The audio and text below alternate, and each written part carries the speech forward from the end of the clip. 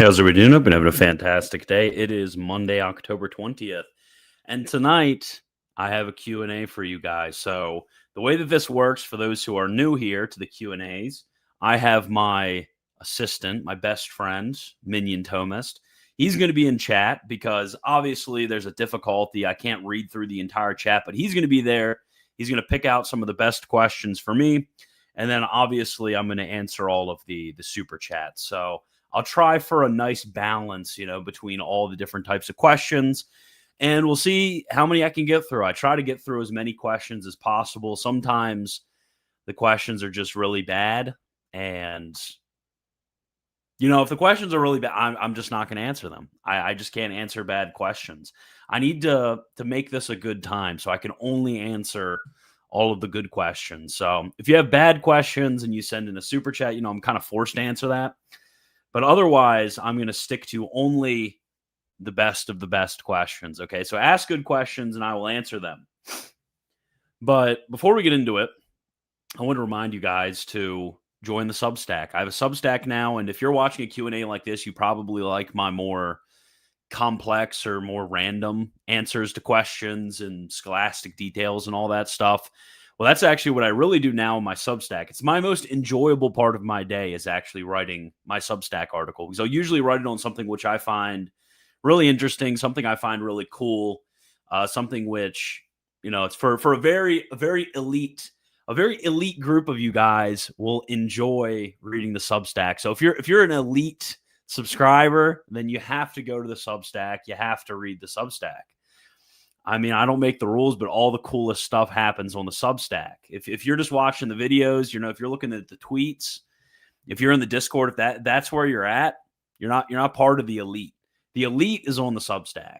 Okay, that's just where it's all at. So go to the Scholastic Answers Substack. I'm sure if you Google, you can find it. It's actually pretty easy to find. But specifically, before I get into all of the questions and answers, I wanted to address something real quick.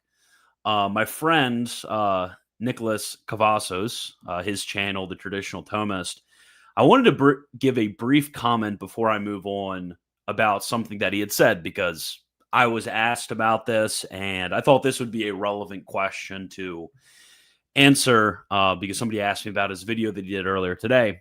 I think this would be a relevant issue to bring up because he had made a comment in his video today about the mark of holiness, the mark of unity, rather, in the church. As we obviously know, the Catholic Church has the 4 marks: 1, holy, Catholic, and apostolic. And each one of these 4 marks or notes, they're unique to the Catholic Church. It's actually from these that we're able to tell that the Catholic Church is the same church that is in sacred scripture. So specifically, he brought up the issue of unity, and specifically unity of doctrine. And he made the comment that when it comes to individuals who fall into some sort of doctrinal heresy, so let's say I denied the Immaculate Conception, or I denied the Ascension, or the bodily assumption, or I denied, the necessity of grace for salvation. These would be instances of heresies. So he said if you had somebody who was a heretic, then they would be severed off from the church. And he gave a few of the data points from a recent poll for Novus Ordo churches. And he said, well, you have 98% of these churches, 98% of the individuals in these churches, rather, these Novus Ordo parishes, they deny the church's teaching on contraception. And therefore, these individuals, they're not Catholics. They're not members of the Catholic Church. They've severed themselves off by heresy. And there's a few things to say to this. First and foremost, it is completely correct to say that somebody who is a heretic in a public way has severed themselves off from membership in the church. In order to be a member of the Catholic Church, I had a tweet going over this earlier in relation to something else. In order to be a member of the Catholic Church, you have to be baptized. So catechumens, infidels, etc., they are not members of the Catholic Church. You have to profess the true faith. So heretics, even material heretics, are not members of the Catholic Church. So even a good faith Protestant is not a member of the Catholic Church. And then you also have to be in union with the Roman pontiff and with the bishop. You have to be in union with your bishop. as well. So if you're a schismatic, even a material schismatic, then you are not you're not a member of the Catholic Church either. And you also have to not be under any sort of penalty like excommunication. So it is correct to say that corresponding to these public obligations of professing the faith, being in outward unity with the Pope and with the bishops, and to not be under any sort of ecclesiastical censure. Corresponding to these, there are certain things that will break off unity with the church so that you are not a member of the church anymore. And these would be, obviously can't be unbaptized. So the first one can't really be undone. But these would either be, you are a public heretic. So rather than public profession of the faith, you have public heresy. You are an apostate, would also fit under that. You're a schismatic, public schism, right? And, or you're under excommunication, even unjust excommunication. Actually, one ceases to be a member of the church, right? So it is correct in a qualified sense to say, yes, if somebody is a heretic, then they are going to cease to be a member of the church. But there's a serious problem with applying this to that 98% that reject the church's teaching on contraception. Because first and foremost, the issue with this is that moral error is not the same as intellectual error. So if you, for example, fornicate or commit adultery, that is not the same thing as denying the church's teaching on fornication or denying the church's teaching on adultery. One can commit moral error without somehow committing the heresy that would go along with denying a matter of morals that is infallibly defined by the church or taught in a way that is, non-definitive way. So first and foremost, let's clarify right there. So just because people are contracepting does not mean that they are denying the church's teaching on contraception. You can be inconsistent with your intellectual affirmations and then your personal beliefs. It happens all the time, right? So Alfonso de Castro, he's a theologian of eminent, status. He brings this up, but almost every theologian I've seen who brings this topic up talks about this. So that's on the one hand. Second is that a merely private heresy does not somehow cut one off from the church. So if I, in the recesses of my heart or in a certain private setting, denied the Immaculate Conception, let's say, that would not be a public heresy. This would be a private heresy called an occult heresy or hidden heresy. So I would not be cut off of the church unless I externalized that. If I went out and I professed and it was evident my heresy, then I would cease to be a member of the church. I'd be cut off from the church. So just because you have somebody who is contracepting, and just because you have somebody who may actually deny the teaching on contraception does not mean that this is done in a public and outward manner. It could be in an occult manner. And then fourthly, while I do believe that the teaching on contraception is de fide, I do believe that those who deny it are heretics. It seems to me to be at least overly, I don't want to say rash, but overly circumspect might be the best way of putting it, non-circumspect, to very quickly state that something like this would, contrary to like other things which are obviously de fide, like the teaching on moral teaching on adultery or fornication or the laicity of marriage or the intrinsic immorality of suicide or abortion, things like that. Something like contraception, it's not as clear its theological note. So it doesn't seem to me, even though I agree that it's de fide, it's not clear. So it doesn't seem to me appropriate to bring it up in this sort of environment. So those are the comments that I'll make about that, because there were a few people who were very confused about that. We're like, oh, maybe, when you go to a Novus Ordo parish, 98% of people aren't members of the church there. I don't think that's accurate whatsoever. I think it's a much further restricted amount because of all of the qualifications that I gave. But yeah, he's my friend. This is hopefully received in the spirit that it was given. This isn't meant to be, like a vicious attack or anything like that. Contemporary church issues, I talk about them as a matter of necessity. I don't really enjoy talking about them. But yeah, that's my thoughts right there. Now I'll actually get into the questions at hand. Okay, so the teenage traditionalists. What should one do in moments of moral doubt when an immediate choice is needed and there's no time to consult a confessor or moral theologian? Okay, this is a good question. So, first and foremost, everyone needs to remember that when you have speculative doubt, so you are thinking about whether something is moral or not, and you have that doubt of, I don't know whether that's a sin or not, and you have not, formed a conscience which is either, certain maybe, or maybe you formed a conscience which is probable, that you think that, each position, the yes or the no, is probable, the law and the freedom are probable.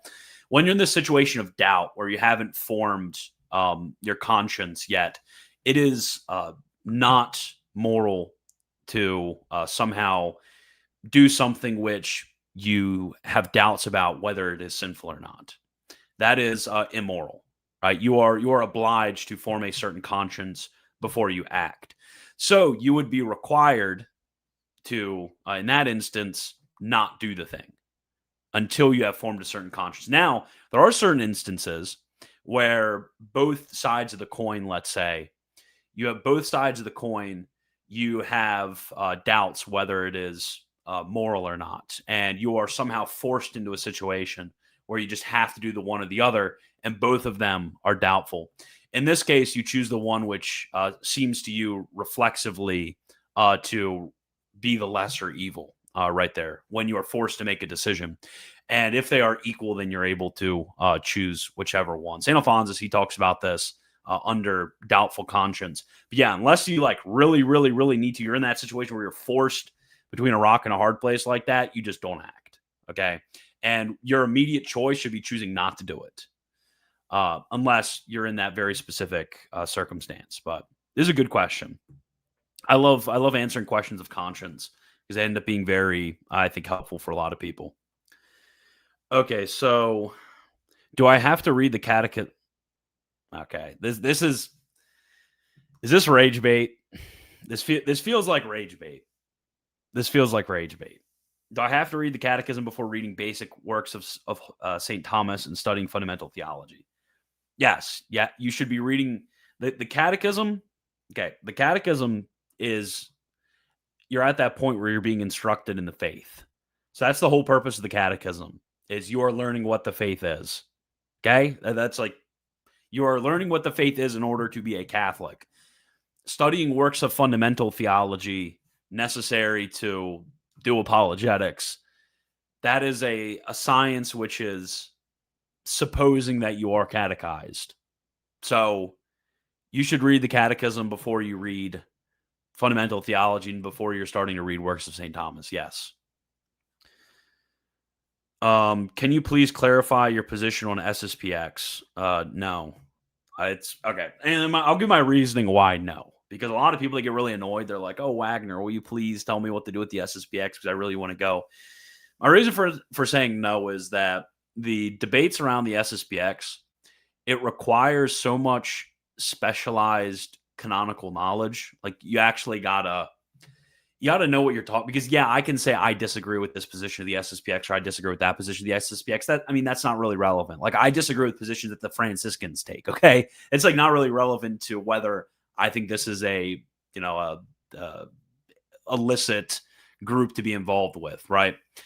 But when it comes to something like the SSPX and the debates around the SSPX, it requires so much specialized canonical knowledge that I just don't have. I mean, yeah, I've done some readings in like basic introductions to canon law because, as somebody who is interested in theology, I think it's very important to have a more universal idea of things. And, every time I interact with a question, I'm just like, I just don't know. Like, this is just not my wheelhouse. So, no, I don't clarify for that reason, because I think it's just intrinsically and extremely, it requires a certain specialized knowledge that, I just don't have. So I will plead my ignorance on that. Okay, so if it's wrong to hope that all may be saved, why did Our Lady of Fatima instruct us to pray in the Fatima prayer that Jesus lead all souls to heaven, especially those most in need of thy mercy? Well, when you're praying the Fatima prayer and you're saying lead all souls into heaven, you're praying for each one of the individual souls, right? You want John to be saved. You want Paul to be saved. You want Peter to be saved, right? So you're praying for these three individual souls. So I hope that John be saved. I hope that Peter be saved. I hope that Paul be saved, right? But what that doesn't mean is that I hope that this collective of the three, like as a society, be saved. So really, when you're saying lead all souls to heaven, you're actually saying lead every soul to heaven. So to say that I have hope for any soul insofar as they are creatures endowed with reason and given sufficient graces, I have a hope for each individual soul to be saved does not mean that I have a hope for universalism, for the universal as such to be saved. That would be that would be false reasoning from the part to the whole. So it's a logical error to derive the conclusion from that. And this is bolstered by the fact that, yeah, Our Lady of Fatima showed the children people in hell. So I always thought the universal, like the hypothetical universalist reading of the Fatima prayer was so retarded for the sole purpose that Our Lady showed the children of Fatima people in hell, like people were there, right? So it's just a nonsensical reading to me, but it's also a sleight of linguistic hand that's kind of hard to catch. Like, you hear it at first and you know that it's wrong, but you don't know exactly why it's wrong. But yeah, once you kind of understand how universals work, like in a collective way versus in a distributive way, then no, it begins to make sense. So, can you believe that some people haven't heard of St. Thomas's commentary on Jude? St. Thomas didn't write a commentary on Jude. That's why people haven't heard about it. Nice try, though, buddy. If one gets conflicting guidance from two priests on what constitutes a gravely sinful act, for example, how far.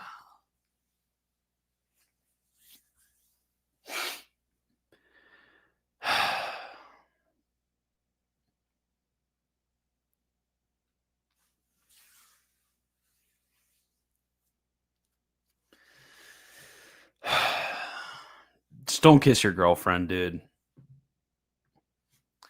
Is there a sense in which we can rightly say that due to concupiscence, we are in perpetual violation of the commandments, do not covet? Yeah, of course. Of course. Yes. I don't know why this is so difficult for people. It boggles my mind. But yes, we do violate the law, the precept, do not covet by concupiscence. Yes.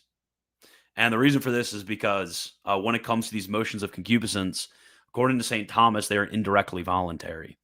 So, because when it comes to the psychic faculties that are connected with the sense, we have control over them. So they're not like the vegetative powers, like of digestions, getting hungry and thirsty, or anything like that. But these are actually faculties.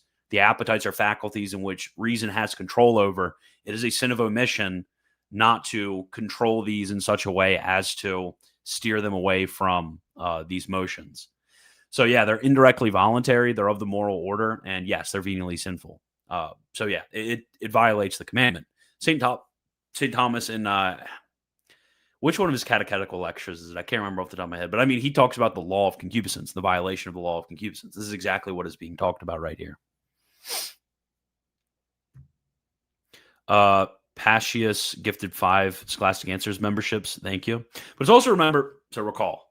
When we're talking about concupiscence, in this way, we're talking about motions of concupiscence, because sometimes concupiscence can be used for like the tinders of sin. So this would be like the habitual disorder.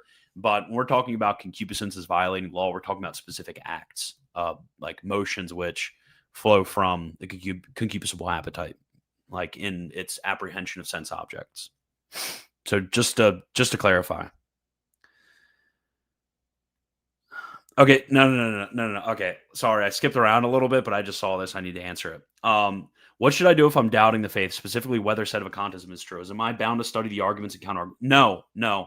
This is an error. So Vatican I talks about this. There is no legitimate reason for a Catholic to entertain doubts about the faith. There's no legitimate reason for it. This is called kind of like the practical skepticism. You have no reason to do that. It's a sin against faith, actually, to entertain doubts and to seek the arguments against the church. Now that would be sinful. You'd be sinning against faith, and you would have to go to confession before receiving the Eucharist for doing that. Okay, so Ben Arayo, thank you for the super chat. I didn't see a question attached to this. Let me see if there's one that I missed. Ben. I don't see one. Well, I guess thank you then. Isn't it a disputed question whether manifest material heretics slash schismatics are constituted members of the church? Okay, I will answer. I'll answer that. I'm sorry, I'm skipping around on questions. I will get through all of the super. I promise, guys. I just saw this. Now I'm locked into this one right now. So before Franzelin, nobody took this, like applied this distinction to the question. Cardinal Franzelin, brilliant beyond all others. I love Franzelin. He's awesome. He's a greater genius in one of his works than I will ever, in the cumulative works that I produced throughout my entire life, will reach 1/10 of Franzelin's brilliance. Okay. Franzelin was awesome, but he invented it. Okay. Before that, it was either there was the position of Suarez, which was basically if you had the virtue of faith, you remember the church. Everyone rejected him. You have the position of Cajetan, which is basically as long as you have. I think the position of Cajetan is basically that all subjects of the church are also members of the church, if I'm remembering correctly. That one is obviously wrong too. Everybody rejects it. You have the third position, which is the position of goodness. I know like Billowart takes it. I'm trying to remember the other authors who take this. But this position basically says that even occult heretics are not members of the church. And then you have the position of the vast majority of theologians following St. Robert Bellarmine, which has to do with with basically whether you have committed public heresy or not. But so yeah, Franzelin made up the application of the distinction between formal and material heretics to the question. Fenton, he talks about this, but no, I completely unequivocally reject Franzelin's position. I don't think it makes any sense whatsoever. And it's novel. I mean, if it was like traditional and I didn't really understand it, then it would be one thing. I would be like, okay, maybe I need to, do a lot of research before I just say that it like makes no sense. But I mean, I feel pretty free in doing that since it's a singular position, as they usually say, singular position. Okay, so since rabbinic Jews hold to divine revelation certain beliefs necessary for salvation, can they be saved if invincibly ignorant? Okay, so this is a good question. Per se, no.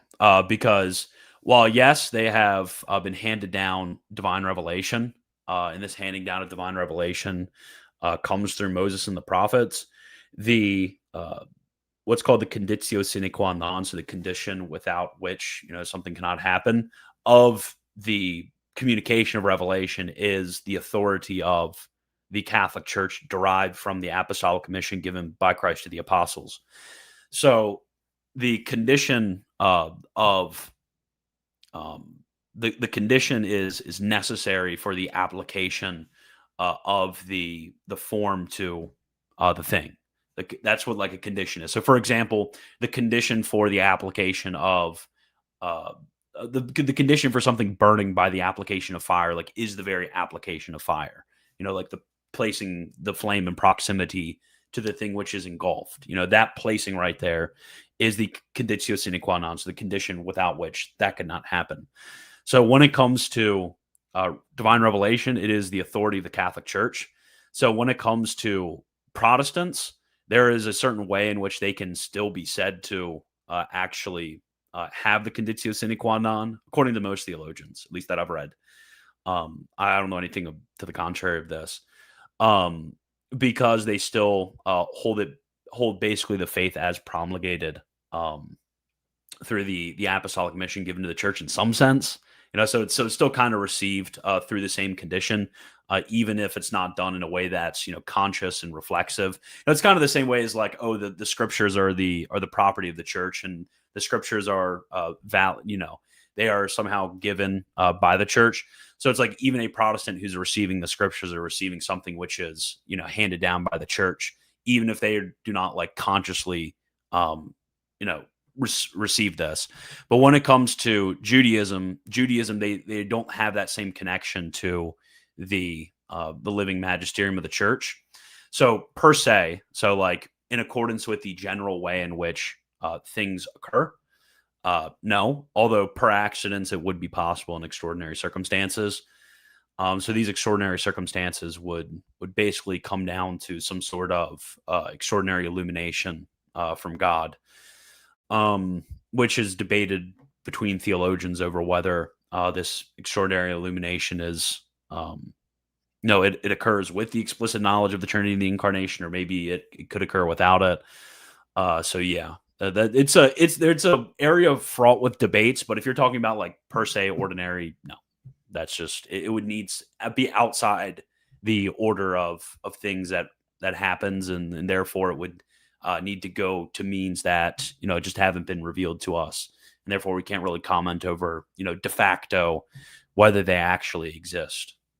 We just say de jure, if it happens to be in such a situation, then it would be true. If that makes sense. That's kind of where I go when it comes to like the question of like the question of good faith heretics and good faith schismatics being saved. Like I think that's quite an easy one. And we've had a very strong, I would say, since actually the patristic age, we've had a very strong intuition about this. Sometimes indirectly, sometimes directly, sometimes implicitly, sometimes explicitly. But like that one's pretty clear. Once you're actually, knowing what to look for and reading reading things in their proper light. But when it comes to like those outside of, the Christian dispensation of revelation whatsoever, whether it be people receiving primitive revelation, like you have, in all, all the sons of Noah, there's somehow primitive revelation which is passed down, or those who received another, like the first dispensation of revelation, like the Jews and Samaritans and others like that, or you consider those like the Muslims who have certain perverted aspects of revelation which get passed down to them. Once you get to like outside the order of the Christian economy, it's always going to be the answer of like, okay, here's the principles of what would be an act of faith which is necessary for salvation, but that's outside of the order in which God has established. So therefore, will it happen? I don't know. I don't think so, but it might happen. It's possible. But it's kind of like a similar question to, I like to give it as an analogous example. It's a similar question to the fate of unbaptized infants. Like the order of salvation that God has established is that for those without the use of reason, in order to be saved, water baptism, right? They can't make, there can't be baptism of desire for infants because they don't have the faculties to make, an act of desire for the sacraments. So when it comes to infants, yeah, the only point it means is baptism in reality, or some will say also baptism of blood. But obviously we know that outside of the order which God has established, God could bestow sanctifying grace on them extraordinarily, extra sacramentally. It's possible, but it just hasn't been revealed to us, so I don't know. But what I do know, is when it comes to those individuals who are outside the Christian economy, revelation is necessary. Revelation in the strict sense is necessary. Revelation of that God is and rewards those who are just, the supernatural order, like that is necessary. You go through the lines of all the things that are necessary. Are there anybody who actually, God decides to elevate in that way? I don't know. So de jure, like I give the outline of facts, but de facto, I don't know. But it would be incorrect reasoning to say because the Jews have received divine revelation through Moses and the prophets, that therefore, through an assent to what is contained in them, they can actually make an act of faith. Okay. Can we pray for the salvation of dead, unbaptized infants? Yeah, sure. There's no reason why not. You could pray for any one of the dead that you want. As St. Augustine says, when you pray for the dead will either be in heaven, and then it's a prayer of thanksgiving. The prayer or they will be in purgatory, and then it's a prayer of propitiation for them. Or the person's in hell, and then it's a prayer of consolation for those upon earth. Okay. Don't. Yeah, I don't. Thank you. I appreciate the intention behind it. I appreciate it. If someone is in mortal sin, and let's say they go to confession with full intent to repent, but they die right before they cooked, if they have an act of perfect contrition, that supplies for the sacrament. So this is similar actually to baptism. So for a lot of the people who want to be Feniites or have a weird view of the necessity for membership in the church, you see very similar statements about the necessity of the sacrament of confession for the remission of mortal sins.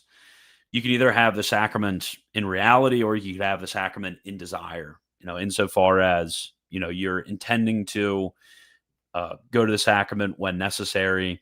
And you also have made an act of perfect contrition, which includes or is motivated by supernatural charity. And then, therefore, you're not in a state of mortal sin, you're in a state of justice, but you're still required to confess that sin.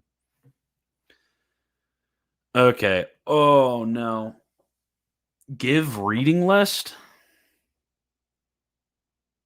Give a reading list. Okay, the Bible and the Catechism. There's everyone's reading list. The Bible and the cat. I don't know. It's like a reading list, dude. It's there's a lot of books out there, and I just don't know where everyone's at. I don't know what you want to read about. Like, I just can't give a good reading list. So the Bible and the Catechism. So if at the very least, okay, get the Ignatius Catholic Study Bible. There's a few things in there I disagree with. Okay, so before you step on me, but I think it's just good for what it is. For its use. Bible and Catechism. Once you get through those, read those before you get into all the scholasticism stuff. Okay, it's much more. That stuff is much more interesting. But if you wanted to start with like theology, I would suggest first reading Father Duranzo's Science of Sacred Theology. That's my go-to first, and I really like it. Okay, so is being a Sicilian a sign of predestination or reprobation? Reprobation.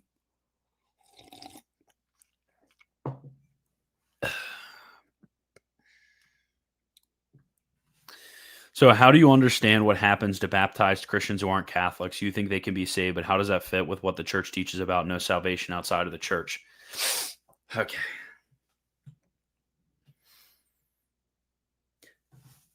When you are in the church, to be in the church is not only to be in the church in re or in reality.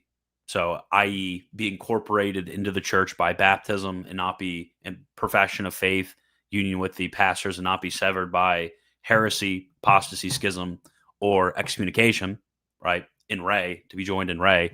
But also you can be joined in photo. So you can be joined to the church in desire. And in that way, you truly are said to be in the church. You're just not in the church as a member. Like the question assumes that for those who are in the church, that only consists of those who are members of the church, which has never been taught. Like catechumens are joined to the church. They're just not members of the church. They're joined to the church by faith and desire. So when it comes to those who are good faith heretics, who are in a state of grace, they are joined to the church. They're just not members of the church because of their public profession of heresy. So the every time you get somebody who just quotes extra ecclesiam nulla salus against the teaching, they'll never prove to you that the church has ever taught, or that any of the theologians who explained extra ecclesiam nulla salus ever explained ecclesiam or in ecclesium or in ecclesia rather. They never explained that as somehow being a member rather than somehow just being joined to the church by whatever means. But this is, I'm telling you, Ben, this is literally like what everybody has said for centuries. Like, this is not me making this up. Didn't get made up at Vatican II. This is just like what everybody explicitly taught for like ever. Okay, as funny as the reaction is, I actually need to answer on this, please. This is unfortunately a real dilemma I've encountered recently and isn't limited to matters of sexual activity. Okay. We can go through some principles right here. But I don't like okay. I'll just explain to you my hesitance so maybe you'll understand a little bit better.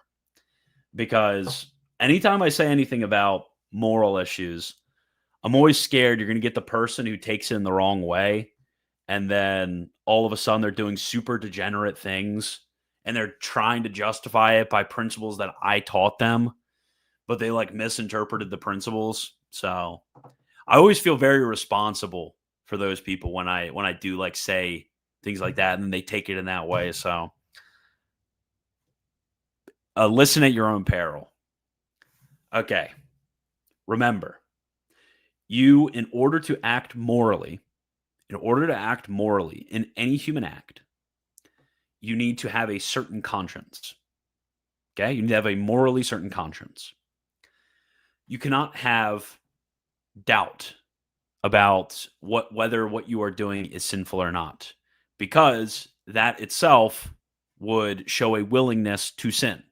Those who love danger will perish in it, as Sirach says. Okay. So, in order to form a certain conscience, it would be obviously completely absurd for God to require us to, basically have a complete, theological dissertation for every single one of the doubts that we have. So it is safe to, when we are determining a question, it is safe to have a probable conscience. Okay. Now, what is a probable conscience? A probable conscience means that you see basically a number of trustworthy arguments and authorities on both sides. So let's say, you have a certain question. You have St. Thomas says it's okay. St. Alphonsus says it's not okay. Both of those, they're high authorities in the church. And, both opinions would be probable then if the church had not declared, a position otherwise, obviously. But both those positions that they would be probable. So one would not be sinning. One would be acting in a way that is morally certain and safe if they chose either one of those positions. So when you receive conflicting advice, I think, and this may sound controversial, I think it's kind of stupid that a lot of people just assume that somebody in holy orders is able to, constitute that sort of authority to form a probable judgment. I think that would lead to disastrous consequences. But I do think that the best approach would be, you're talking to a priest, they give a position that you just kind of were conflicted with, and you just ask them like, oh, where are you getting this from? Could you give me, what authorities are you going off of? And, if he's basically won't answer your question, he's just making it up. Right. But I mean, if he answers your question, he's like, oh, this document from the church, or, oh, this theologian or that theologian, and they are, of good repute, then you can act safely in that way. But yeah, okay. So those are very general principles right there. Okay, those are very general principles that will guide you to moral safety. Just don't act like a complete monkey with what I just told you. Okay, a lot of people they'll have their. I know how it goes. You'll have somebody they're really attached to, and especially in the sexual realm. You guys know what I'm talking about. They're really attached to something. And what they'll do is they'll say, oh, my priest said it's fine. Therefore, you're, is in the tradesterium, they'll say, oh, I talked to my SSPX priest, or I talked to my FSSP priest or ICKSP priest, and he said this. And therefore, I can do it, and nobody can tell me otherwise, and I can never be convinced otherwise. That's just not how it works, bud. That's just not how it works. I'm sorry to say that, you think the guy, okay, analogous reasoning. You think the guy whose pastor is James Martin just be like, yeah, well, my priest said so, and you can't tell me otherwise because he's a priest. That's the same line of reasoning is going on. It'd be one thing if your priest was like, oh, well, St. Thomas said this, or, oh, Primer, I don't know, whatever other theologian they're reading said this, and you'd be like, oh, okay, moral theologians approved by the church said this. Okay, that sounds safe. But if you're just basing it totally and solely on the fact that he's a priest, then you're literally no better than the people with the libtard deacons who say that contraception is actually okay, who do it. Anyways, yeah. So that is the general principles right there. I hope that's helpful, and I hope that people aren't crashing out about it, because people do get really crashed out about it. Okay, so Dogma. Puda says he's broke, but he says, why are Prots opposed to our view of satisfaction? They have a problem with it even when considering the efficacy of Christ. Any stuff in the Fathers? I'm not sure what this question is meant to be But why are they opposed to our view of satisfaction? That's a good question. I've never really dove too deeply into the debates over specific debates around satisfaction between Protestant and Catholic authors. So I will plead my insufficiency on that one. Any stuff in the Fathers on satisfaction? Well, usually you're going to get this in like post Augustinians, like Saint Cesarius of Arles, um, Pope Saint Gregory, Saint Isidore, like that sort of era of like post Augustinians who are developing, like the earliest developers of Saint Augustine from that era. To my understanding, I don't know. Just read the STS article on satisfaction. I'm sure they'll give you all the stuff you need to know. I'm just not super learned on it, except what Saint Thomas says. Thank you, Christian, for becoming a member. Okay, so how does one engage in Ignatian contemplation if they struggle with imagination, and are there any practical dangers to doing it? Okay, so I mean, if you struggle with imagination, this is what icons are very helpful for. This is what that those visible means, because really what the imagination is. A lot of people don't understand this. What the imagination is that is the faculty of the intellect that receives phantasms. So what are phantasms? Phantasms are basically sensible images. So when I'm looking at this icon of St. Thomas, my imagination has within it the sensible image of what I'm looking at impressed upon it. So this is what kind of makes it so funny about all the Eastern Orthodox like spurging out about imagination so much, because of like the whole being super super into icons. I'm super super into icons, but you know what I mean.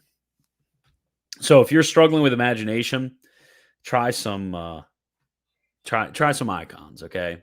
That might be very helpful, because that'll, to encounter something through visible means will strengthen, the connections with your imagination. And are there any practical dangers to doing it? Yes, there are a lot of practical dangers, which is why it is important to do it in a sober and moderate way. Understand what the purpose of the imagination is. It's actually a book that I printed that has a few of the good. Um, let me actually get this. Okay, let me get the link for you. It's called A Brief Guide to Mental Prayer According to the Mind of St. Ignatius. It has some good notes on the imagination in here. So let me just send it in the live chat. But yeah, so the purpose of the imagination right there is because all of our intellective knowledge begins in the senses. This is why we have images. This is why in order to, have an impetus to prayer, you might read a passage from the Gospels, right? All of what begins, what is in the intellect is going to begin in the senses. So really what the imagination is in the theology of prayer for St. Ignatius, imaginative prayer isn't sitting around imagining things all the time. Rather, it is, you understand that you need to begin with a phantasm and then move on from there. It's the beginning. It's the immediate preparation for mental prayer. It's not like the entirety of mental prayer is just like bringing something up in your mind. That can cause a lot of issues, actually, because especially like you have weird localisms where you may imagine things that are like not actually in the story. You're like, oh, what if, think about, this is like the way in which a lot of contemporary Jesuits will do it. It's kind of weird. It's like, oh, imagine, in this gospel story that Jesus did this thing. And it's like, it's not in the gospel story, but it'd be really cool if he did, sort of thing. And those can lead to like unintended effects. That, and this is also to be remembered, the fact that when it comes to the higher degrees of the love of God, the higher degrees of prayer, this is going to be further and further and further detached from material conditions. And this isn't only, the appetites, it's not only the senses, it's also, a certain mortification of the faculty of the imagination as well. So you go beyond it, and you make sure you're not attached to it, because attachments can exist there as well. So I think that's everything that I have to say about that one in particular. Sorry if that was very scattered. Okay, so Jesus at the Last Supper didn't drink the fourth cup, but drank it when he was on the cross. Is that why when the priest offers the body and blood of Christ, it is offering Christ's sacrifice? I don't know. I know that that's like that's Scott Hahn's thing, but I haven't really read into it. St. Thomas claimed nobody could lust after Our Lady. Was this just a particular grace how our Lord gave her? What's the justification for this claim, especially in context to how people treated Christ? Yeah, so this is from the Sentences Commentary, Book 3, distinction 2. I think that's where it's beginning of book. I know exactly like I can see it in my imagination right now where that text is in the Sentences Commentary. He doesn't really give a specific justification for it. He just kind of says that it would be cool. So I don't. I remember reading that and I was like, oh, that'd be super cool. But I don't really know what like the huge maybe one of the Mariology nerds in the chat could just say like, oh, here's the treatise from like Petrus Drumbledorf from the 17th century of like 500 pages for why this is true. Against all of the Protestants and stuff. I don't know. I actually don't even think the Protestants would have strong feelings about this one either. Does repeated venial sin ever constitute mortal sin? So I'll give I'll read your example. For example, sin against temperance by drinking too much, yet not purposefully depriving myself of reason. What level of inebriation is sinful? Okay, so does repeated venial sin ever constitute mortal sin? No, not formally speaking, because you cannot aggregate, because venial and mortal sin are not only distinct as to degree, like 100 degrees and 50 degrees would be. It's distinct as to kind. So if you can't 10,000 idiots don't make a genius, right? So 10,000 venial sins does not make one mortal sin, but a lot of venial sins do dispose towards committing a mortal sin. So repeated light sins do dispose you towards mortally sinning, but it doesn't constitute a mortal sin, as if if you did this 10 times it would change kinds. And what level of inebriation is sinful? I mean, the level of inebriation that would be mortally sinful would be a complete deprival of the use of reason. Venially sinful, I mean, it would be pretty easy to venially sin while drinking, because it would be the mere seeking of pleasure in the act of drinking itself, rather than subordinated to some just end. So it would be, if you go beyond what would be proportionate to that just end, and that would be venially sinful. So this is the issue. A lot of people, they've like very farly restricted the category of venial sin so narrowly as to like make it really, really hard to commit a venial sin, but it's actually quite easy to commit a venial sin.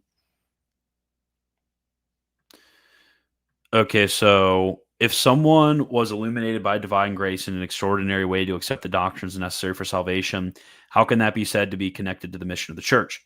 Well, I mean, I mentioned it. When it comes to the church as conditio sine qua non, this is only in the sort of order or economy that is, per se to the New Testament revelation. So if you had something that was outside of this order, it would be only per accidents. Like it would only be in some way disconnected from the general way in which things occur. So when it comes to the ordinary order of things, kind of like I mentioned with baptism, the ordinary order would require the church as conditio sine qua non. But when you're outside of that order, because this is not necessary by an absolute necessity of means, like, for example, sanctifying grace would be for salvation, or the act of faith would be for salvation for adults, et cetera, et cetera. Because it's not at that level, it's not required to be supplied in the act which is outside of that order. If that makes sense. I have a feeling that a lot of people, that distinction between something which is absolutely necessary by necessity of means, hypothetically necessary by necessity of means, and then something which is merely necessary by precept, a lot of people, they'll take that middle one, and some of them will move it too close on the one hand, and they will over exaggerate the necessity of a lot of those. So this would be like the Diamond Brothers, and others will under exaggerate it. So in that way, they will, explain, for example, the necessity of faith in God in the same ways they would describe the necessity for baptism. So, or rather, it would be, moving that closer to this, rather, I guess. But yeah, the mixing between those three categories, it always leads to error. But so now, when it comes to the church as condition, yes, this is established by God as a necessary condition, but it's not a necessary condition in absolute, but only in a hypothetical way, and it can be supplied, and would be supplied in the giving of divine revelation in an extraordinary manner. Thank you for helping me deepen my faith. Your work isn't. Thank you. I know it's a weird question, but is the body of the church the body of Christ, and the soul of the church the soul of Christ? Well, the church is the mystical body of Christ. So the church, like as the entirety of the church, that is the mystical body of Christ, and the Holy Spirit would be the soul as like the animating principle of the church. That's usually the analogy that's given. Teenage traditionalist, new member. Thank you. To follow up my last question, can God grant sanctifying grace to someone due to the foreseen merits of prayer after their death? I mean, of course, that would be possible due to the fact that one would not be bound, like temporally. God would not be bound to answer their prayers. I'm just going to leave it at that. It's a question of such little consequence that it's just not necessary to dwell upon. Okay, Matt, dude, come on, you can't call me that. You can't call me that. I'm not answering your question, dude. I'm not answering your question, Matt. You can't call me like that.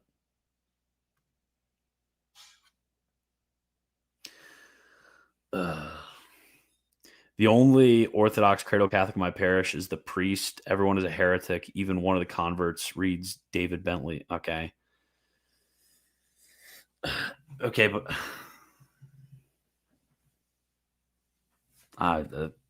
crazy story, bro. How can you get to necessary being into perfect being? Please and thank you. What do you mean? Like how do you get from the arguments for the existence of God to the fact that He is necessary and perfect, like the fact that He is not contingent and that He has perfection? Well, you take this Summa Theologiae by St. Thomas Aquinas, and if you go, let's see, to question perfection. Yeah, there you go. Question 4, perfection of God. And then question 3, article 4, are essence and existence the same in God? And then for the first principles, you go back to question 2, article 3, whether God exists. Or if that's a little too complicated, it should be up there. You go to St. Thomas's Compendium Theologiae. So Compendium Theologiae.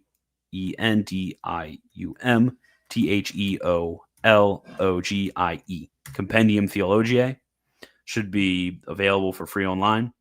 And the same thing should be right there, but it should be said in a more simple way, like a paragraph or two. So hope that's helpful. That was helpful. Thank you. And I'm so sorry. I didn't know how you felt on publicly advising on these matters. I would have DM'd instead if I'd known. No, you're fine. You're fine. I feel weird about it because, you can like chat it up about all the speculative stuff, all you want. We could, argue about things and I can explain things and things like that. But when you get to like the more practical stuff where it's, people might actually change the way they act, and that sometimes gives me the heebie-jeebies. So what is the process to get a plenary indulgence? Okay, so in order to get a plenary indulgence, you have to, 1, be in a state of grace. So state of mortal sin, NGMI, okay? Got to be in a state of grace. Okay. You have to do the work.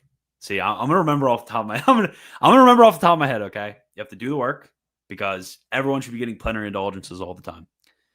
So there's a few different things that are like typical. For example, the reading of sacred scripture, the reciting of rosary in public, the on a group, the doing the stations of the cross at publicly erected stations. There's a bunch of different things that you could do, which grant plenary indulgences. So you have to do the work. You have to be in a state of grace. You have to go to confession. You have to receive the sacraments. And everyone forgets about the last one. Got to pray for the Holy Father's intentions. And that's how you get a plenary indulgence. So how does one get the interpretation of doing baptism again as rededication evangelical? And how do we know we only baptize once and not rededicate? There's one Lord, one faith, and one baptism. Can a man be born a second time? Etc. Thoughts on Maritain. Looked into him, but I heard he misinterprets St. Thomas and his personalism is low-key heretical. Dude, low-key heretical. How do you describe what the present is? It's right now. Modern thought by making God a being more. How did Uriel go from being a major archangel to basically erased in Catholic tradition? Been struggling with this question. Thanks.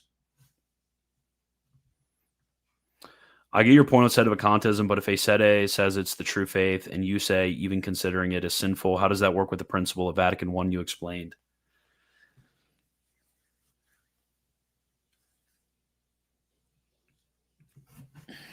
Okay, I mean, like, I could say that, the like belief in my hat as the true Catholic faith. It doesn't necessarily mean that you should go in a state of actively doubting the Catholic faith and consider my hat Catholic faith as the true Catholic faith. I don't know how else to explain it.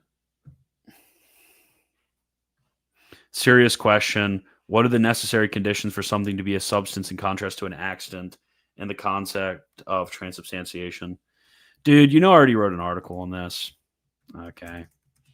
I'll just link you to my article.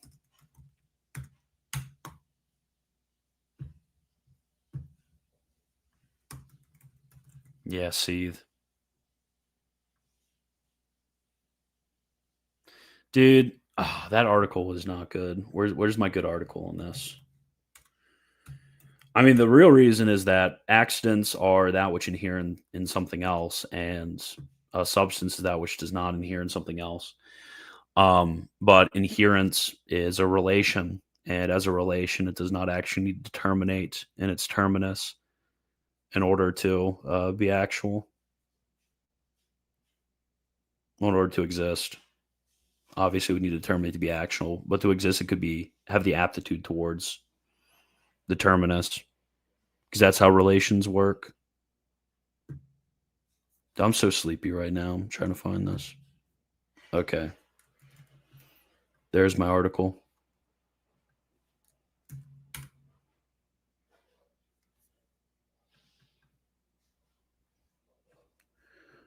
Thoughts on the abuse scandal being used as an argument against the church? I constantly see it come from EOs. I think it's a dumb argument. I love the intellectual exploration of the faith, but I sometimes feel like it distracts from unitive prayer. Well, then just don't do it. Do you have any advice on reconciling the two? Or why do I feel a conflict between St. John of the Cross and Aquinas? Dude, the author that St. John of the Cross quotes most outside of the Bible is St. Thomas.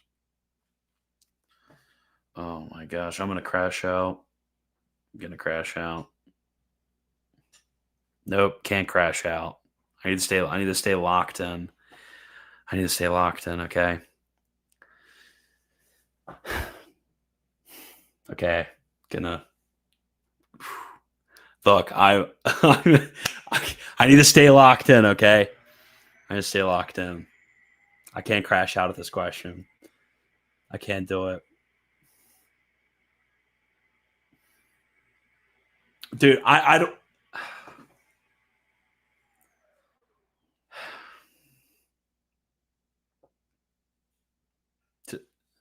like. What do you want me to say? Like, why do you have a difficulty reconciling the two? Well, it's probably because you haven't read much of either of them. I don't mean to be mean, but that's what it is. You haven't read much of either of them. You don't know about the lives of either of them. The reason that you think this is because you have a very surface level understanding of anything that you're talking about. I mean, I know this sounds harsh, especially because you gave me a super chat, but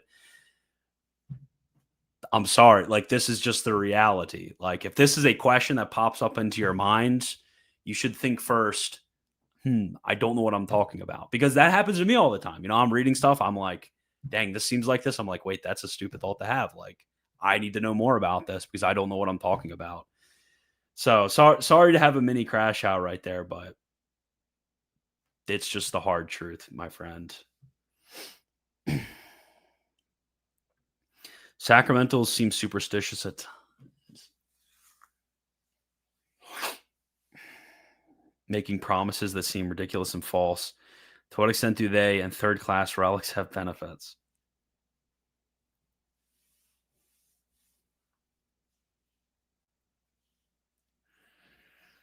Mm, okay. The sacramental is a holy thing. It grants grace ex opere operantis, which basically means it grants grace somehow through the power of impetration that is connected with prayer. So to do the sacramentals mechanically, assuming that there does not need to be either proper dispositions or with the work genuinely done from the spirit in which it was instituted, that would just be misusing. But misuse does not somehow exclude the proper use. Like, in that way, I know evangelicals who treat the Bible superstitiously. It's not an argument against the proper use of it.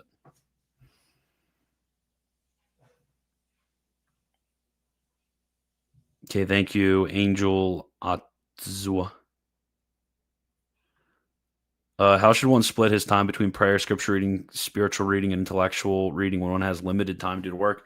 I mean, are you like a Carmelite, or are you like it depends. Like, what's your like? That's a very general question. It would be like if I asked you the question. I'm trying to think of an analogous example. I like, how much time should a student spend on homework? I don't know. Are they in first grade? Or are they like a PhD in astrophysics?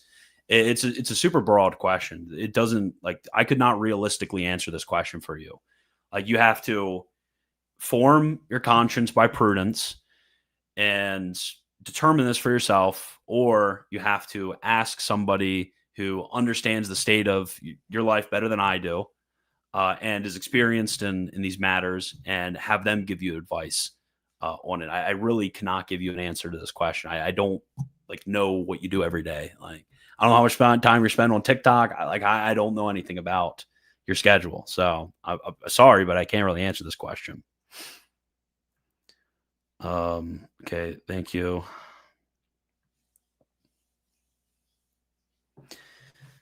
Okay, how do you memorize information while studying theology, philosophy, and so on? Do you have a specific way of doing your research? Yeah, I just I just read the same stuff over and over again. Like, I've, I just read and I just remember after I repeat. I don't know how I remember it. It's just sticks in my mind when I think about it. It's good to go on walks. I like pacing. Um, making sure you have time for being able to actually think on what you're reading, rather than just like constantly trying to stuff all of the information. Like, I do most of my formulations of thinking and writing, like, pacing or something like that. I don't do it like while I'm actually reading. So I don't have like a strict process to it. uh you don't understand the explanation. No, my explanation is that when it comes to Vatican I, it says that for that visible institution of the Catholic Church, specifically mentioned. So read De Filius, or watch the video that I did on De Filius the other day. It kind of goes over this information. But the public, visible institution of the church is the perpetual motive of credibility. The fruitfulness, blah, blah, blah, blah, blah, all the miracles attached to it, et cetera, et cetera, et cetera. Like a standard, it says like a standard among the nations. So because of the church as the visible motive of credibility, one does not have a valid reason to place the faith that one has in the Catholic Church to put that in doubt. So just because somebody says, oh, this is the real Catholic faith, if they're sedevacantist, if they're conclavist, if they are, the weird society of St. John the Baptist, the ones who think that the last pope was like in the 13th century, no matter what they are, like it still does not take away from this principle of the visible institution of the church as a perpetual motive of credibility. So it's just because they claim that they are the Catholic Church and that this other sect is not, it doesn't make it, every claim is not valid. So if I claim my hat, was an essential dogma of the Catholic Church in my vision of Catholicism, it wouldn't necessarily mean that you would be obliged in conscience to place doubt in the Catholic faith, or that you would be absolved from your sins against the virtue of faith. Okay, is jaywalking a sin? Asking for a Bolivian friend. What are the conditions for invincible ignorance? For something to be invincible ignorance, it has to be something which cannot be overcome. But it doesn't come from malice. So you're not specifically inculcating this ignorance, but it's an ignorance which does not come from malice. It's something which is knowledge that you're required to know. So it's different from nescience, simply stuff you don't know. And it's something which could not be overcome by an ordinary, proportionate, morally appropriate diligence. So if in order to overcome your ignorance, you had to learn like Mandarin Chinese, then that obviously would not be within the ordinary, morally expected requirements to carry out in order to discern the matter. But if it's like you just kind of needed to, I don't know, you just needed to, put a little bit, put like an hour, 5 hours of research into it. That's obviously like an appropriate proportion if that was what was necessary to overcome your doubt.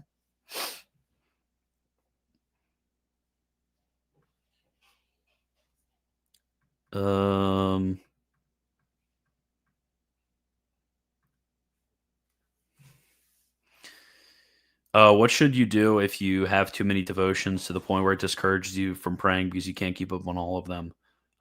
Stop doing them. Just do less. I promise I'm not a converso. I'm Italian. Austin Weinstein.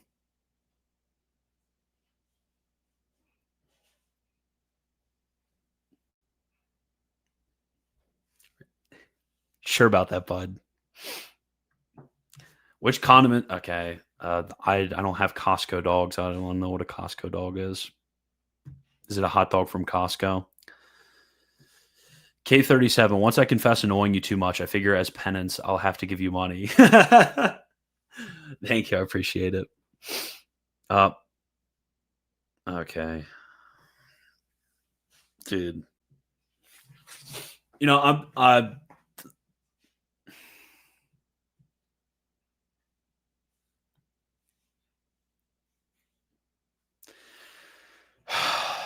okay. Yeah, renaming title. Absolutely awful Q&A. Okay. There, I changed the title. Dude, just use your brain. Like I don't get why you're asking about this. I'm not.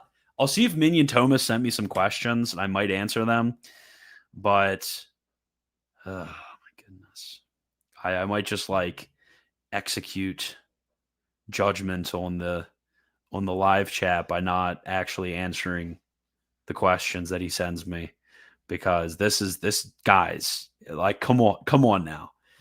If you're asking me, like, you're taking your hard-earned money, sending it to me.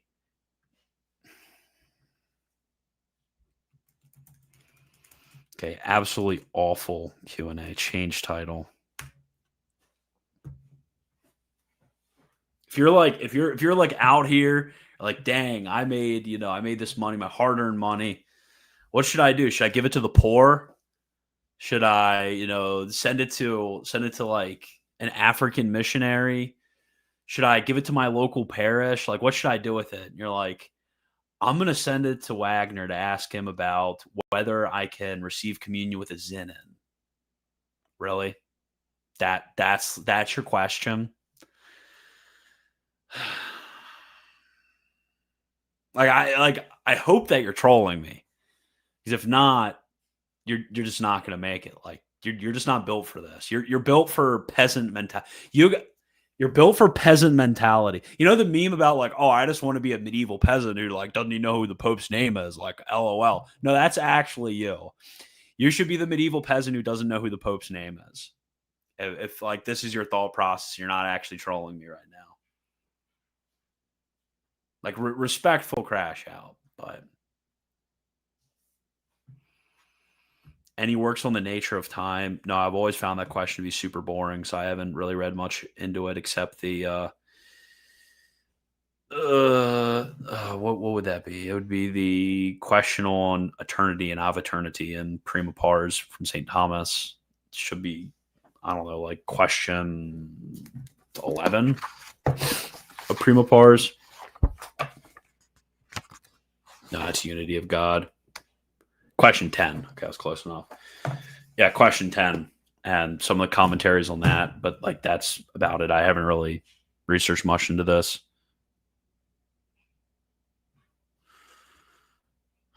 Please, Wagner, can you answer my question on Maritain? Oh, is he low key heretical? Dude, yeah. Is he low key heretical? Dude, you asked me, is Jacques Maritain low key heretical? Dude, I don't even know what that means. What is low key? Is he like secret? Like, is he an occult heretic? Is that what you're asking me? Well, then how would I know if he's an occult heretic? What does low key heretical even mean? Like, how could someone be a low key heretic? No. Think about what you've done.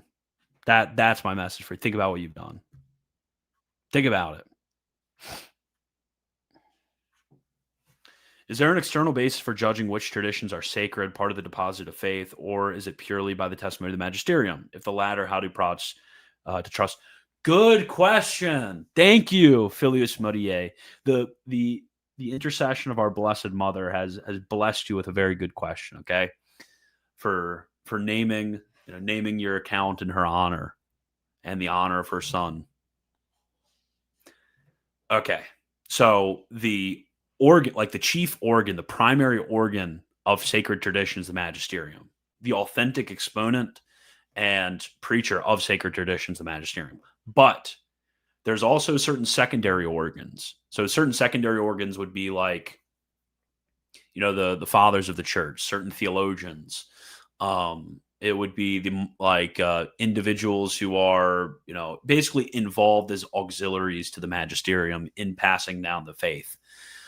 So these are like secondary organs of the magisterium. And there's also what are called monuments of tradition. So like monuments, think about it like things left behind from which you may be able to abstract, like what is the public proclamation of what is handed down from the apostles to the church. So no, you don't have to solely go off of the magisterium as like authentic exponent. Like you can look at the secondary organs and the monuments as well in order to interpret what sacred tradition is. Like you don't need the magisterium to give a final judgment on it. I'll go pay alms now, please, dude. I don't even know what was going through your mind. Like I often wonder. I sit here and I think, like if I was you, and I would, and you or me, and I was like sitting there, I wanted to ask a question. Like what would enter your mind? You're like, oh, I got to really think of a question. It's like the Q&As are happening a lot less. Like, what question do I ask? I've really been thinking. Not like what I would think is like, oh, I've been reading this book recently. Like, oh, there was something in the book I didn't understand. Let me ask Wagner. He might be able to like give me, a recommendation on it to read somewhere. Something like to help clear my doubt. But you're sitting there and you're like, oh, I wonder if somebody could receive the Zen, the Eucharist while they have a Zen. Like that's your thought process. Like, well, what, like, do you eat like Like, do you just drink lead paint while you like scroll on TikTok all day? What is wrong with you? Like, what was going through your mind when you decided to ask this question? It's just like incomprehensible to me. Anyways, okay. Last question. I'm not answering any questions after this. Real question: is it a sin against the faith to? Okay, this was only half a question. Okay, I'm sorry if I offended anyone tonight, but I'm just being real tonight. I'm just being real. Too sleepy to not be real.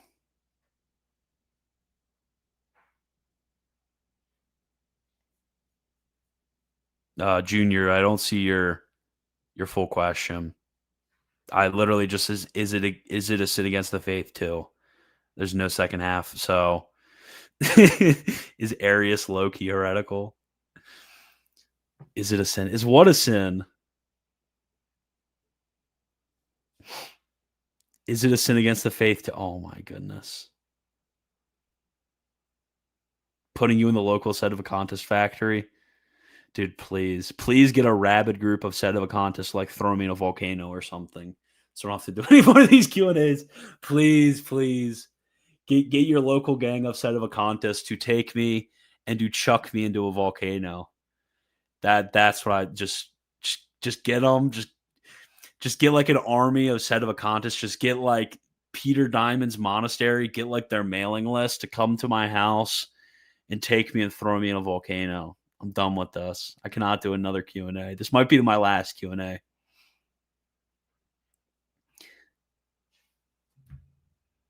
Do I like why are you interested in this? Why are you interested in this? Do I like the processions in Spain during Holy Week, or do you think they're too much? Like, why do you care what I think? I don't know. Do you think they're cool? Like, I think they're cool, but like that's for you to figure out, bro. I'm not here to tell you what's cool or not. Do you like it? Great. You think it's cool? Awesome. Why do you care what I think about it? Are you just gonna like change your opinion because I think it's cool and you're like, oh, I didn't think it was cool before? I'm reading too much into it. I'm crash. This crash out was not an appropriate crash out. I don't know. They seem cool. Like processions are awesome. Okay. Anyways, can you give the chat a hug? No. Hope that you all have a fantastic rest of your day. Please dislike this video and do not send it to anyone. Do not send it to your friends. I might low-key delete this video. Okay. Have a nice one. God bless.